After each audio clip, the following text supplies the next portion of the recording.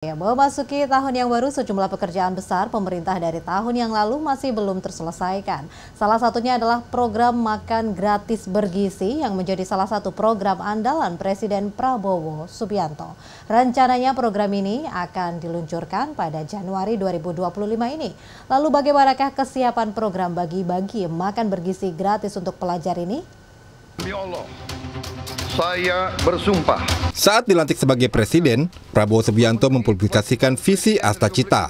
Salah satu dari 8 visi tersebut adalah memperkuat pembangunan sumber daya manusia, sains, teknologi, pendidikan, kesehatan, prestasi olahraga, kesetaraan gender, serta penguatan peran perempuan, pemuda, dan penyandang disabilitas. Dan peraturannya. Salah satu cara atau upaya memperkuat pembangunan sumber daya manusia itu adalah dengan pemberian bantuan gizi kepada anak-anak dan ibu hamil. Secara visi, program ini sangat baik dan menjanjikan. Namun, masalah pertama timbul dari sisi anggaran.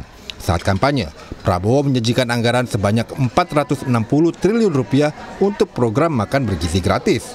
Namun saat APBN 2025 ditetapkan, anggarannya menyusut menjadi 71 triliun rupiah. Rinciannya, 63,4 triliun untuk pemenuhan gizi nasional dan 7,4 triliun untuk program dukungan manajemen. Anggaran tersebut menyasar sekitar 19,47 juta orang dari kalangan sekolah hingga ibu hamil dan menyusui. Pada Januari 2025, sebanyak 3,3 juta orang akan menerima manfaat program ini. Jumlah tersebut akan ditingkatkan secara bertahap sampai 2029. Kalau kita rinci program bergizi ini nanti rata-rata minimumnya atau rata-ratanya kita ingin memberi indeks per anak per ibu hamil itu 10.000 rupiah per hari kurang lebih. Kita ingin 15.000 tapi kondisi anggaran mungkin 10.000 kita hitung. Untuk daerah-daerah itu cukup bermutu dan bergizi. Untuk memastikan kelancaran dan penyaluran dana dan pembagian makanan di lapangan, pemerintah membentuk Satuan Pelayanan Pemenuhan Gizi atau SPPG yang menjadi dapur untuk menyiapkan makanan bergizi untuk para penerima manfaat. Setiap SPPG ditugaskan untuk menyediakan makanan untuk kurang lebih 3.000 orang. Setiap SPPG terdiri atas 45 hingga 55 orang, termasuk kepala unit, wakil kepala unit, asisten lapangan, pegawai operasional, juru masak, persiapan pengolahan, dan akuntan. Contoh, ini adalah untuk anak SD. Ini SD? Iya, untuk anak SD, itu untuk takaran sendiri. Untuk nasinya itu ada di 100 gram. Kemudian untuk ayamnya ini ada di 50 gram. Dan berikut juga dari sayurnya itu ada 50 gram.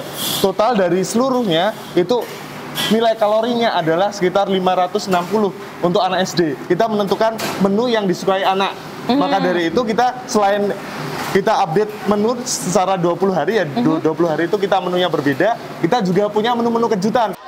Bukan hanya itu, kalangan tentara juga dilibatkan dalam program makan bergizi gratis.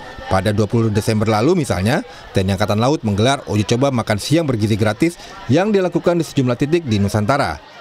Rencananya, TNI Angkatan Laut akan menyiapkan 96 titik makan gratis bergizi dengan sasaran 3 hingga 4.000 siswa di setiap titik. Untuk masalah anggaran kita bisa kerjasamakan, ya. Bisa anggarannya dari pemerintah daerah atau dari Badan Gizi Nasional, kemudian kita yang mengerjakan, kita siapkan tenaga, ya. Kemudian untuk lahan-lahannya juga kita siapkan. Kita intinya kalau TNI itu kan selalu siap sedia mendukung. Pokoknya untuk demi masyarakat, dan kebijakan pemerintah itu harus kita laksanakan. Menurut pakar kebijakan publik, program makan bergizi gratis ini memang baik dan layak untuk dilanjutkan. Meski demikian, perlu diperhatikan skema pelaksanaannya nanti. Sebab di daerah-daerah terdapat berbagai tantangan. Jarak sekolah yang jauh dengan sentra pelayanan gizi misalnya akan menjadi kendala. Selain itu, ketersediaan dan kebutuhan bahan makanan di tiap daerah pun berbeda. Oleh karena itu, sebaiknya pemerintah pusat lebih melibatkan pemerintah daerah dalam pelaksanaan program makan bergizi gratis. Karena itu, karena anak sekolah itu ada di daerah, berarti daerah ini yang harus diajak kolaborasi secara ini. Nah, termasuk juga dalam akses-aksesnya. Jadi akses-aksesnya diberikan kewenangan di mana kemudian daerah juga menyesuaikan dengan kondisi ketersediaan makanannya itu, Mas. Karena bahan bakunya kan. Selain itu, penggunaan anggaran hingga evaluasi pelaksananya harus terbuka secara transparan. Hal ini tentunya untuk mencegah terjadinya penyimpangan atau korupsi, mengingat anggaran yang dikucurkan cukup besar.